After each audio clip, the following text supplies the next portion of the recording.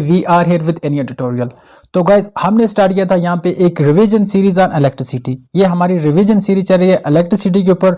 और ये अगर हम देखें तो CBSE क्लास 10 का जो चैप्टर नंबर 12 है, ये मोस्टली वही है, फिजिक्स का इंपॉर्टेंट टॉपिक है, इंपॉर्टेंट चैप्टर है। हमने ऑलरेडी पार्ट फर्स्ट बना दिया जिसमें हमने बेसिक करंट का डिस्कस किया था, जिसमें हमने सिंपल में बोला था, हमने इंट्रोडक्शन टू इलेक्ट्रिक करंट हमने देखा था। उसमें हमने चार्ज का कंसेप्ट पढ़ा था, हमने उसके यूनिट्स पढ़े थे, एक दो न्यूमेरिकल भी सॉल्व किया था, आपने वो अच्छी तरह से देखोगा।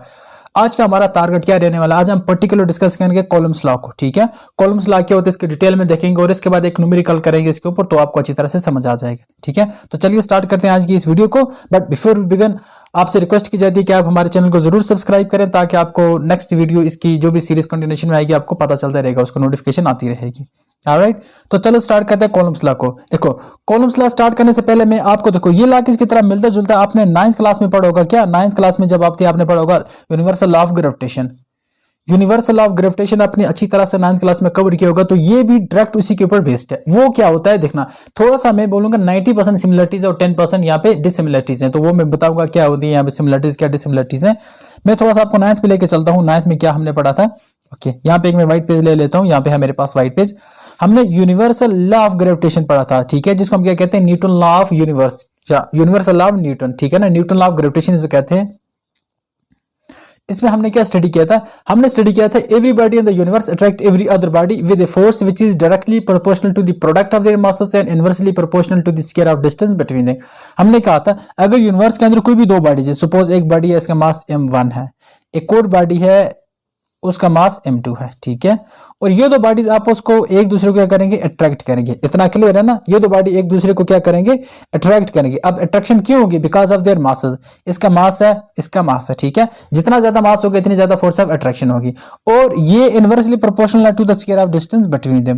मिसाल के तौर पर यहां से लेकर यहां तक, इसके सेंटर तक, ये जो डिस्टेंस है इसको हम डी से डिनोट करते हैं। अगर इन दोनों के बीच में डिस्टेंस मिनिमम होगा, अगर कम डिस्टेंस होगा तो जो फोर्स आएगा वो ज्यादा होगी। मिनिमम डिस्टेंस से फोर्स क्या होगी, ज्यादा होगी। और अगर मैक्सिमम डिस्टेंस होगा, अगर मैक्स डिस्टेंस की बात करें, तो इनमें जो फोर्स ऑफ ग्रेविटेशन है वो बिल्कुल कम होगी। तो ये कहता है यूनिवर्सल लॉ ऑफ ग्रेविटेशन। ठीक है, सिमिलरली अगर हम कॉलम्स लॉ को देखें तो ये चार्ज की बात करता है। ये क्या कहता है, अगर हमारे पास दो चार्जेस हैं, ठीक है ना, दो चार्जेस हैं, सपोज एक पॉजिटिव चार्ज है, एक नेगेटिव चार्ज है, वो क्या करेंगे, एक दूसरे को अट्रैक्ट करेंगे। ठीक है ना, on the magnitude to the product of there magnitude. Charge का जो मैग्नीट्यूड है उसकी वजह से एक दूसरे को या तो अट्रैक्ट करेंगे या तो रिपेल करेंगे। अगर प्लस माइनस होगा तो एक दूसरे को अट्रैक्ट करेंगे, और अगर माइनस माइनस होगा तो एक दूसरे को रिपेल करेंगे। इतना हो गया क्लियर। हमारे पास दो पॉइंट चार्जेस हैं, एक प्लस चार्ज है, सपोज एक माइनस चार्ज है। ठीक है, हमने एक फील्ड के अंदर रखा। ठीक है, उसको एक इलेक्ट्रिक फील्ड मान लो, मैग्नेटिक फील्ड हमने उसके अंदर रखा। ठीक है, अगर ये अपोजिट नेचर के हैं तो एक दूसरे को अट्रैक्ट करेंगे। तो इनकी अट्रैक्शन किस पे बेस्ड है, यही तो बोलता है ना। वो कहता है कि इनका जो चार्ज का प्रोडक्ट होगा ना, उस पे इनकी अट्रैक्शन बेस्ड है। और अगर हम इनका डिस्टेंस देखें तो वो इंपॉर्टेंट इनवर्सली प्रोपोर्शनल, इनके बीच में जो डिस्टेंस होगा वो इनवर्सली प्रोपोर्शनल होगा। अब यहाँ पे डेफिनेशन आप उसको भी अच्छी तरह से देख लेते हैं, डेफिनेशन क्या कहती है, मैंने लिख के लाया है इसको, कॉलम्स लॉ। ठीक है ना, अब क्या होता है कि इस बंदे ने चार्ज के ऊपर बहुत ज्यादा डिस्कस की थी, तो इसलिए हम ये अपना लॉ भी दिया है इसने। It state that the two stationary point charges attract और रिपेल ईच अदर। याद रखना, अट्रैक्ट भी करती है और रिपेल भी करती है। वो जो 10% डिफरेंस था ना इसमें और न्यूटन लॉ ऑफ ग्रेविटेशन में, वो ये था कि gravitation always a force of attraction, but in case of electricity यहाँ पे अट्रैक्शन भी होती है और रिपल्शन भी होती है। दोनों यहाँ पे एक्सपीरियंस की जाती है, दोनों फोर्सेस यहाँ पे एक्सपीरियंस की जाती हैं। हमने यहाँ पे क्या देखा कि यहाँ पे या तो अट्रैक्ट होता है या तो रिपेल होता है, और ये फोर्स की उसके डायरेक्टली प्रोपोर्शनल करेगी to the product of the magnitude of the charges. ठीक है, चाहे वो प्लस है चाहे वो माइनस है, उनके मैग्नीट्यूड पे डिपेंड करेंगे, और inversely proportional to the square of distance between them. अगर उनमें ज्यादा डिस्टेंस होगा तो उनमें फोर्स ऑफ अट्रैक्शन या रिपल्शन कम होगी, अगर उनमें कम डिस्टेंस होता है तो उनके फोर्स ऑफ अट्रैक्शन या रिपल्शन ज्यादा होगी। इतना आगे ना डिस्टेंस। एक मैं क्या समझ लेता हूँ, आपको आसान सी एक और मिसाल दे देता हूँ। मिसाल के तौर पर हमारे पास दो मैग्नेट है। ठीक है, इस तरह से ले लेते हैं। हमारे पास एक मैग्नेट यहाँ पे है, ठीक है, एक मैग्नेट यहाँ पे है और एक मैग्नेट यहाँ पे है। ठीक है, आपको पता है हमारे जो मैग्नेट होते हैं उनमें दो पोल होते हैं, एक होता है नॉर्थ पोल और एक होता है साउथ पोल। सपोज ये है नॉर्थ पोल और ये भी है नॉर्थ पोल। ये अगर हम बात करें तो ये है साउथ पोल और ये भी है साउथ पोल। ठीक है, अगर हम नॉर्थ पोल को और नॉर्थ पोल को, ये है नॉर्थ पोल, ये है नॉर्थ पोल, ये है साउथ पोल, ये है साउथ पोल, ये बेसिक आपको सब पता है। अगर हम नॉर्थ पोल को नॉर्थ पोल के करीब लाएंगे तो अट्रैक्शन होगी, यहाँ पे इतना नहीं, सॉरी, यहाँ पे रिपल्शन होगी, क्योंकि सेम पोल्स हैं। अगर सेम पोल एक दूसरे के करीब आएंगे तो यहाँ पे रिपल्शन होगी। भाई याद रखना, यहाँ पे रिपल्शन होगी। जितना करीब लाओगे इतना रिपल्शन होगी, मतलब जितना डिस्टेंस कम करोगे। यहाँ पे बात किसकी है भाई, जितना आप डिस्टेंस यहाँ पे कम करेंगे इतनी ज्यादा रिपल्शन होगी। सपोज अगर आप यहाँ पे इसको पीछे ले जाओ, यहाँ पे इसको पीछे ले जाओ, यहाँ पे भी नॉर्थ है, यहाँ पे भी नॉर्थ फेस है, ये मैग्नेट ओवरऑल पूरा बना देता हूं मैं यहाँ पे। इनमें फोर्स तो होगी बट जो फोर्स होगी थोड़ा सा वीक होगी। आई होप इतना क्लियर होगा, अच्छी तरह से इतना क्लियर होगा।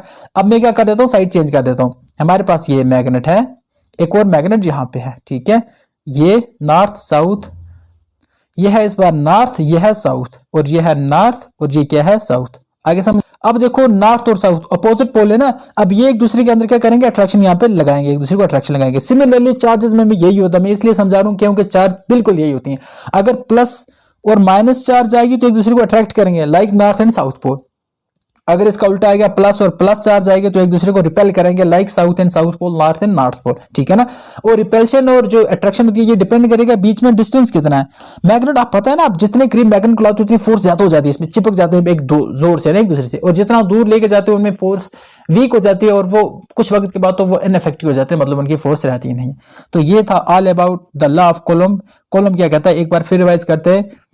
It state that the two stationary point charges attract करेंगे या रिपेल करेंगे ईच अदर को which is directly proportional to the magnitude of their charges and inversely proportional to the square of distance between them. Magnitude का मतलब है कोई charge plus है या माइनस है, प्लस माइनस मिलेंगी तो वो अट्रैक्ट करेंगी, प्लस प्लस मिलेंगी तो वो रिपेल करेंगी, माइनस माइनस मिलेंगी तो वो रिपेल करेंगी।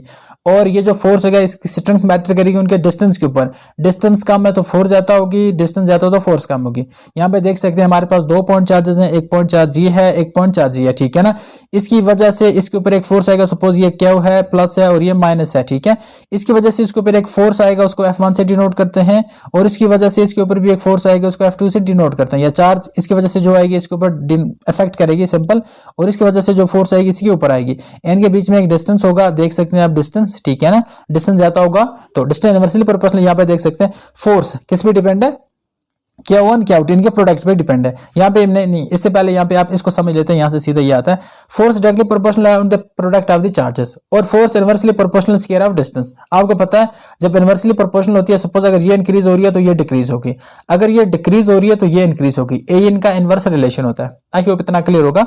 तो अगर हम इसको कंबाइंड फॉर्म में लिखें तो हम इसको कंबाइंड फॉर्म में यहाँ पे लिख सकते हैं, यहाँ पे इसको कंबाइंड फॉर्म में लिखेंगे। हमने क्या देखा, यहाँ पे मैं लिख देता हूँ, हमने फिलहाल पाया फोर्स डायरेक्टली प्रोपोर्शनल होती है किसके, Q1 divided by Q2 divided by R square, नहीं Q1 into Q2 divided by R square, ये फोर्स के बराबर होती है। बट इक्वलिटी को मोस्टली क्या करते हैं, ये इक्वलिटी यहाँ पे लगाते हैं, डायरेक्टली प्रोपोर्शनल को चेंज करके इक्वलिटी का साइन लगाना पड़ता है। तो उसके लिए मैं क्या करूंगा, F equal to Q time K time Q1 Q2 divided by R square. अब K की वैल्यू किसके बराबर आई भाई, याद रखना K होता है 9 into 10 raise power minus 9 newton metre square पर कॉलम स्क्वायर। ये याद रखना किसकी वैल्यू है, ये है हमारे पास वैल्यू आ जाती है, इनकी वैल्यू आ जाती है। आई होप इतना क्लियर होगा। के बराबर होता है 9 इंटू 10 रेज़ पावर प्लस 9 है, याद रखना। थोड़ा सा मैं लिख देता हूँ, के बराबर होता है 9 into 10 raise power plus 9 newton metre square पर कॉलम स्क्वायर। ये 9 का इसका फार्मूला, या इसको आप इस तरह भी लिख सकते हो कि बराबर होता है 1 divided by 4 pi mu naught. यहाँ पे आपको मिलेगा, ऊपर मैंने लिख के रखा है ऑलरेडी 1/4 पाई म्यू नॉट, और ये इसके भी बराबर होता है। आई होप ये आपको समझ आया होगा। और अब यहाँ पे एक क्वेश्चन कर लेते हैं। आप क्या करेंगे, यहाँ पे एक न्यूमेरिकल करेंगे। आप क्या करेंगे, यहाँ पे मैं न्यूमेरिकल लिखूंगा, आप उस पर फोकस करेंगे। न्यूमेरिकल क्या है, क्वेश्चन सिंपल से, आप अच्छी तरह से सुनेंगे इसको। हमारे पास अगर एक कॉलम चार्ज है, 1 कॉलम चार्ज अगर हमारे पास है, तो आप बताएंगे इसमें नंबर ऑफ इलेक्ट्रॉन कितने हैं, नंबर ऑफ इलेक्ट्रॉन्स कितने हैं। एक कॉलम चार्ज अगर किसी भी कंडक्टर के अंदर फ्लो कर रही है तो उसमें नंबर ऑफ इलेक्ट्रॉन कितने होगा। यह क्वेश्चन समझ आया होगा। How many electron constitute 1 coulomb of charge. याद रखना 1 कूलम्ब ऑफ चार्ज में कितने नंबर ऑफ इलेक्ट्रॉन होंगे, बस इतना हमें याद रखना पड़ेगा। अब हमें पता है जो चार्ज का फॉर्मूला होता है वो किसके बराबर होता है, हमें पता है चार्ज होता है Ne के बराबर है। इतना क्लियर होगा। अब हमें एक तो ये पता, पहले आपको मैं बता देता हूं, हमारे पास चार्ज यहाँ पे है 1 कूलम्ब है, ठीक है 1 कूलम्ब है। उसके बाद अगर हम देखें तो हमारे पास इलेक्ट्रॉन की वैल्यू किसके बराबर होता है 1.6 into 10 raise power minus 19 coulomb. आपको तो इतना पता है, इतनी इलेक्ट्रॉन की वैल्यू होती है। यहाँ पे माइनस लगा देंगे क्योंकि नेगेटिव चार्ज होती है इलेक्ट्रॉन के अंदर, प्रोटॉन के अंदर पॉजिटिव होती है। ओवरऑल यहाँ पे इसको इग्नोर करेंगे हम, ठीक है। और यहाँ पे ये वैल्यू होती है। अब हम फॉर्मूला अप्लाई करते हैं। फॉर्मूला किसके बराबर है, क्या वो किसके बराबर है, Ne के बराबर है। या हम यहाँ से निकाल सकते हैं N किसके बराबर है, Q/E। ये हमने फॉर्मूला यहाँ पे ड्राइव कर दिया, ये है ना क्या, वो बराबर है n बाई ई के बराबर। ओके, अब मैं यहाँ पे मिटाऊंगा, देखो यहाँ पे स्पेस कम होने की वजह से काफी दिक्कत आ रही है लिखने में, बट हाँ आप पॉइंट याद रखना कि हम कहाँ पे थे, हमें n निकालना है, चार्ज वैल्यू पुट करना है और ई वैल्यू पुट करना है।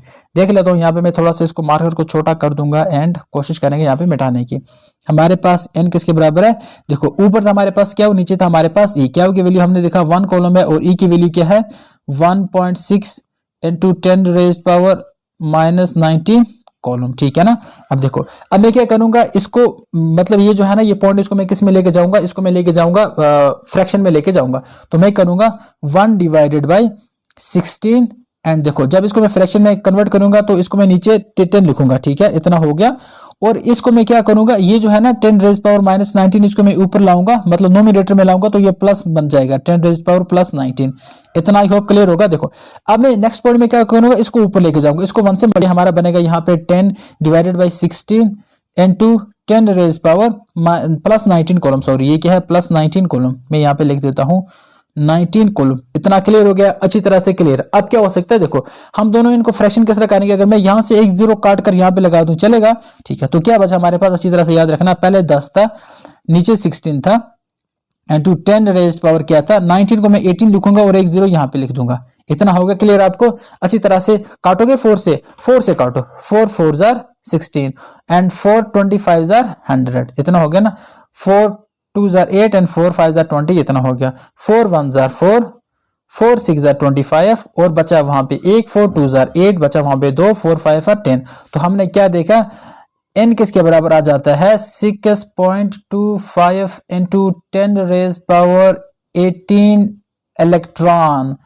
नंबर ऑफ इलेक्ट्रॉन एक कॉलम में कितने होते हैं, मतलब ये था एक कॉलम के अंदर इतने इलेक्ट्रॉन होते हैं। ये बहुत बार एग्जाम में पूछा जा चुका है, आप इसको अच्छी तरह से नोटबुक पे उतार लीजिए और इसको अच्छी तरह से प्रैक्टिस कीजिए, क्या कहना आपके एग्जाम में आ जाए।